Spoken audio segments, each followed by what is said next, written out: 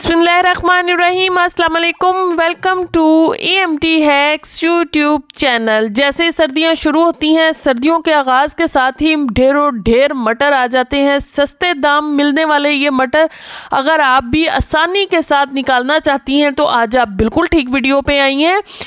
अगर आप हाथों से इस तरह से इनको खोल कर निकालती हैं, हाथों में दर्द अलग से होता है, हाथ डल हो जाते हैं, ड्राई हो जाते हैं, उंगलियों में दर्द शुरू हो जाता है, नाखून टूट जाते हैं, ये सारे मसाइल ना हो और आपके मटर भी ढेर आराम से निकल आए 5 किलो 10 किलो, इसके लिए आपने एक छोटा सा काम करना है। जितने भी मटर आपने निकालने हैं उनको आपने खोलते हुए पानी में 1 से 2 मिनट के लिए डाल देना है। उसके बाद आपने इनको निकालना है। निकालने के बाद किसी भी बास्केट वगैरह में डालकर इनको थोड़ा सा ठंडा कीजिए। ठंडा करने के बाद इनको हाथों से ही ऐसे रब करेंगी तो आपके ढेर सारे मटर निकल आएंगे।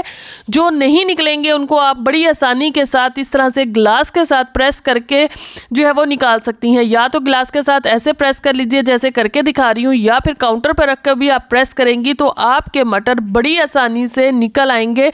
ढेर मटर अब निकाल सकती हैं बगैर हाथों को दुखाए हुए, बगैर हाथों को में दर्द किए हुए।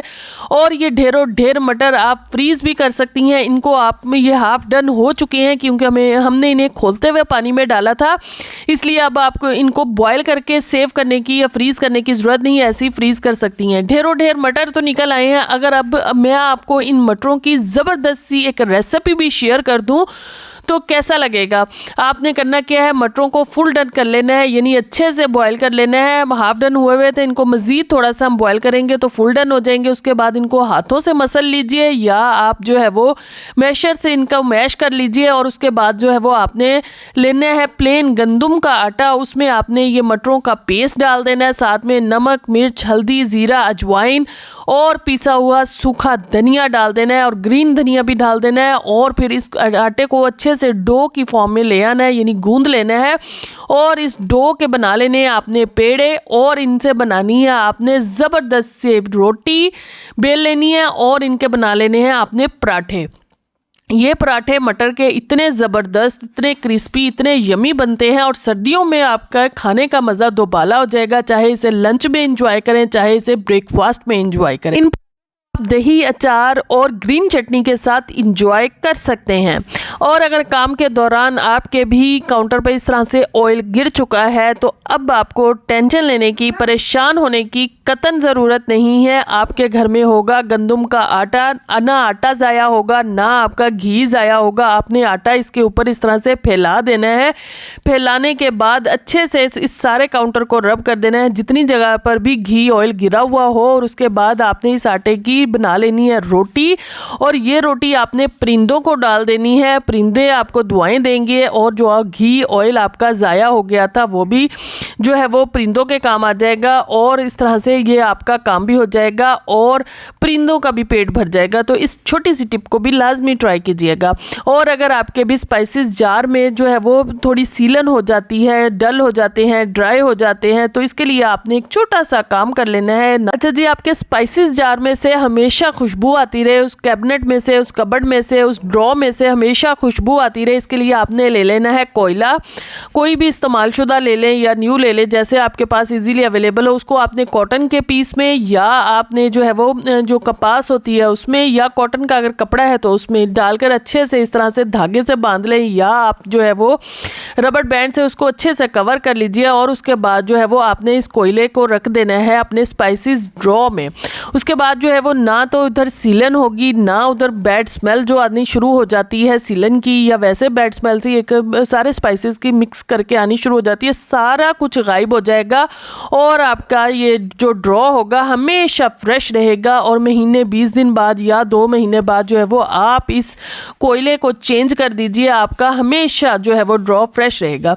और अगर आपके स्पंज में से भी आती है स्मेल और आप बहुत परेशान हैं, स्पंज चेंज कर करके थक चुकी हैं, पैसे ज़ाया कर करके थक चुकी हैं, तो इन स्पंज में से स्मेल ना आए, इन स्पंज को आप फ्रेश कैसे कर सकती हैं, पुराने स्पंज को ही रीयूज़ कैसे कर सकती हैं। आपके घर में होगा सॉल्ट, वही सॉल्ट जो आप खाने में इस्तेमाल करती हैं। आपने नमक ले लेना है, स्पंज को पहले अच्छे से गीला कर लेना है, उस पर आपने डाल लेना है सॉल्ट और इसको ओवरनाइट छोड़ देना है, ताकि सारी रात में जितने भी इसमें बैड स्मेल है, जितने भी बैक्टीरियाज हैं, वो सारे के सारे इसमें से निकल सकें।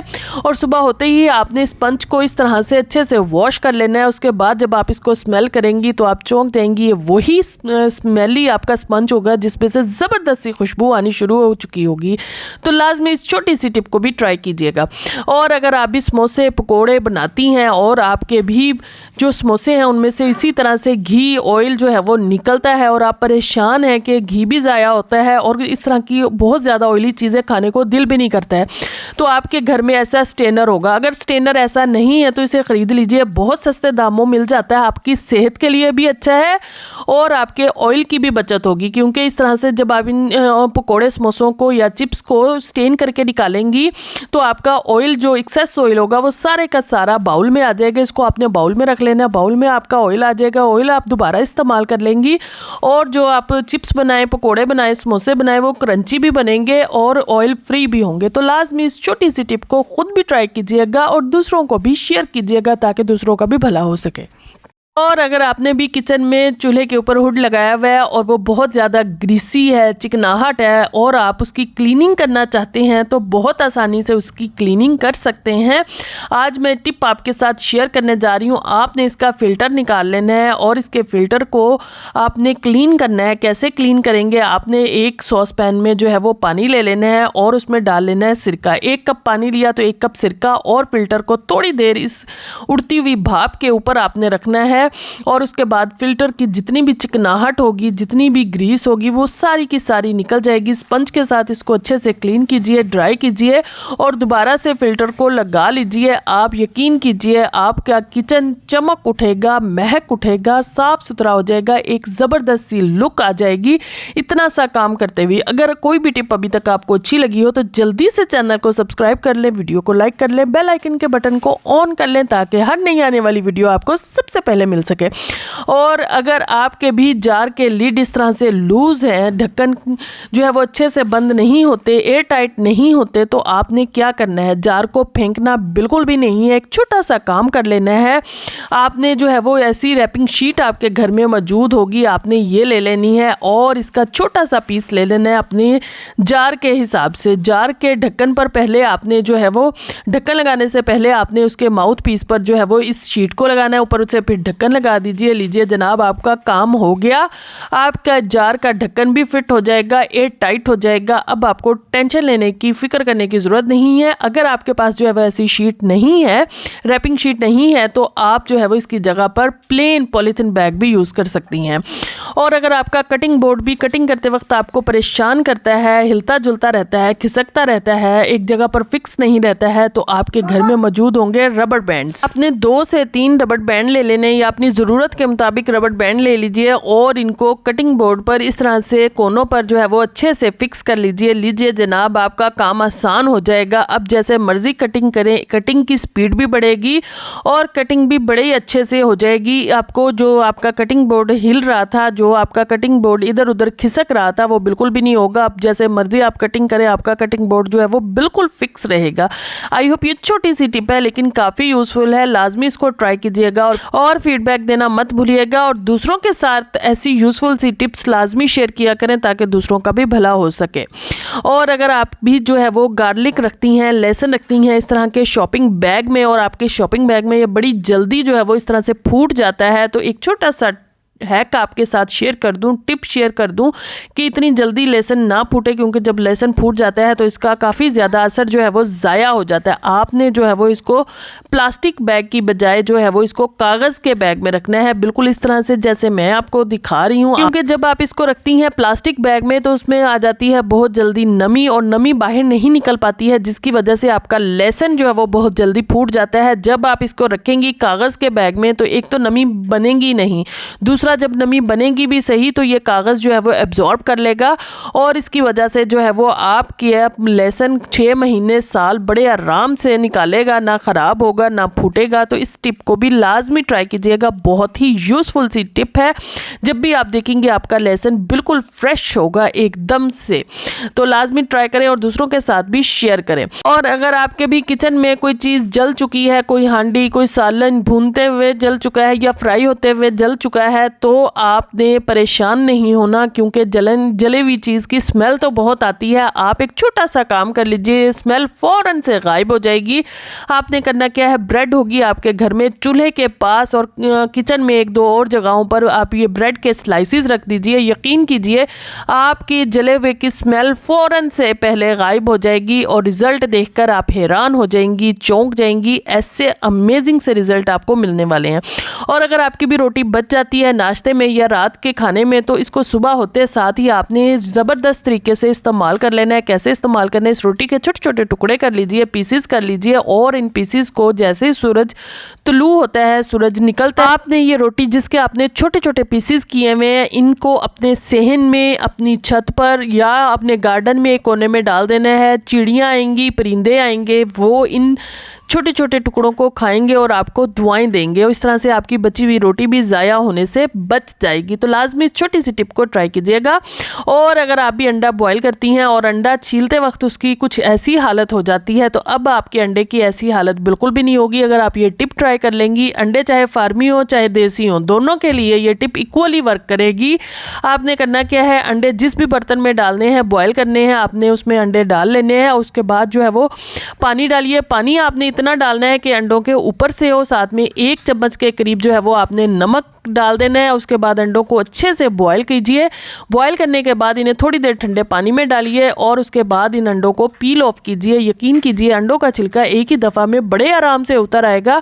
जो आपके अंडे टूट रहे थे, जो ख़राब हो रहे थे, जो देखने में बुरे लग रहे थे, बिल्कुल भी ऐसे नहीं होगा। बड़े आराम से ईजीली आपके अंडे का छिलका इस तरह से उतरेगा। तो लाजमी इस छोटे से हैक को ट्राई कीजिएगा, क्योंकि सर्दियाँ हैं, सब घरों में बहुत ज़्यादा अंडे बॉयल किए जाते हैं। तो इस छोटी सी टिप को ट्राई करके आप भी ज़बरदस्त से अंडे जो है वो इंजॉय कर सकते हैं। और अगर आपका दूध भी बच चुका है और आपको समझ नहीं आ रही है कि इसको कैसे सेव किया जाए, कैसे इस्तेमाल किया जाए, तो आज एक ज़बरदस्त सी टिप मैं आपके साथ शेयर करने जा रही हूँ। इस टिप को इस्तेमाल करके आप ढेर दूध अपना सेव कर सकती हैं। आपने करना क्या है, आइस क्यूब्स होंगे आपके घर में, ट्रेज जो होती हैं आइस क्यूब्स वाली, वो आपने ले लेनी है। उनको जो है वो आपने इस दूध के साथ भर देना है, जो कि आपका एक्स्ट्रा दूध है, जो आपका दूध बच चुका है। इसको फ्रीज कर लीजिए और उसके बाद जो है वो इन आइस क्यूब्स को निकालिए। निकालने के बाद आप बैग में डालकर या जिपलॉक बैग में डालकर रख सकती हैं। और जब भी आपने चाय बनानी हो या आपको दूध की ज़रूरत हो, तो आप बड़े आराम से इन आइस क्यूब्स से जो आपने दूध वाले बनाए हैं, चाय भी बना सकती हैं। कुछ और बनाना हो तो आप वहाँ पर भी इस्तेमाल कर सकती हैं। इस तरह से वो दूध जो आपका ख़राब होने जा रहा था, जो ज़ाया होने जा रहा था, ज़बरदस्त तरीके से आपका इस्तेमाल हो जाएगा। और जब आपके पास दूध की शॉर्टेज हो या दूध ना हो, तो आप चाय बड़े ज़बरदस्त तरीके से इन दूध वाले आइस क्यूब से बना सकती हैं। तो लाजमी इस टिप को भी ट्राई कीजिएगा।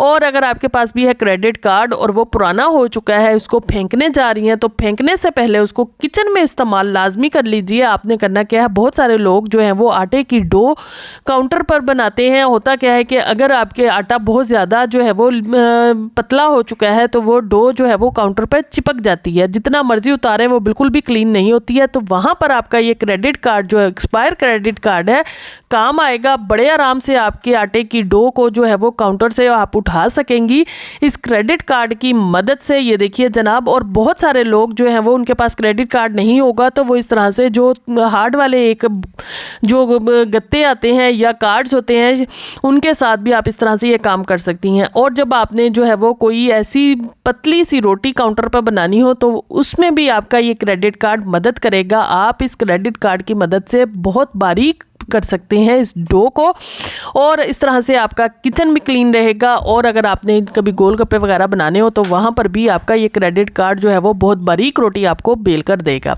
और अगर आपने भी हनी निकालना है सर्दियों में ख़ास तौर पर, तो वो बिल्कुल भी नहीं निकलता है, तो हम बड़े परेशान हो जाते हैं कि क्या किया जाए। तो आपने चम्मच जिसको भी इस्तेमाल करना है, थोड़ी देर उसको गर्म पानी में रखिए, उसके बाद हनी निकालिए, बड़े आराम से हनी निकलेगा। अब चाहे आप इसको ब्रेड पर लगाइए या इसको किसी भी जो है वो चीज़ में डालना चाहते हैं या इनको जो है वो पैनकेक्स में डालना चाहते हैं, आपकी मर्ज़ी है। आप इस हनी को अब इंजॉय कर सकते हैं ज़बरदस्त तरीके से। जैसे मैंने आपके साथ टिप ये शेयर की है, इसी तरह से आप भी इस टिप को ट्राई कर सकते हैं। और भी किचन सिंक से आती है बहुत ज़्यादा स्मेल। बहुत सारे हैक्स, बहुत सारी टिप्स ट्राई कर करके थक चुके हैं, तो आज एक ज़ीरो कॉस्ट पर मैं आपके साथ टिप शेयर करने जा रही हूँ। अगर आप इसको ट्राई कर लेते हैं तो इसके बाद आपको कोई और टिप ट्राई करने की ज़रूरत ही नहीं पड़ेगी। एक तो ये है बिल्कुल ज़ीरो कॉस्ट पे, और दूसरा आपको फ़ायदा बड़ा देगी। लेमन होगा आपके घर में, लेमन के छिलके भी यहाँ पर आप यूज़ कर सकती हैं, या लेमन स्लाइस ले लीजिए तो बहुत अच्छी बात है। आपने सिंक को अच्छे से वॉश करना है, उसके बाद जो है वो जो इसका ड्रेन है वहाँ पर आपने लेमन का इस तरह से या तो उसका छिलका रख दीजिए या स्लाइस रख दीजिए। इस लेमन स्लाइस की वजह से या छिलके की वजह से जितनी भी बैड स्मेल होगी वो सारी गायब हो जाएगी, और एक ज़बरदस्त सी खुशबू आपके किचन से, आपके किचन सिंक से आनी शुरू हो जाएगी। ये हैक ना सिर्फ आप किचन में बल्कि अपने वॉशरूम के सिंक में भी यही हैक सेम कर सकती हैं, वहाँ से भी बड़ी ज़बरदस्त लेमन की खुशबू आएगी। तो इस तरह से आप इन सब टिप्स को लाजमी ट्राई कीजिएगा और मुझे फीडबैक देना मत भूलिएगा कि आपको ये टिप्स कैसी लगी। मुझे इजाज़त दीजिए, इंशाल्लाह आपसे कुछ नई टिप्स, ट्रिक्स और हैक्स के साथ नेक्स्ट वीडियो में मुलाकात होगी। Take care, bye bye, thank you very much. खुश रहें, आबाद रहें।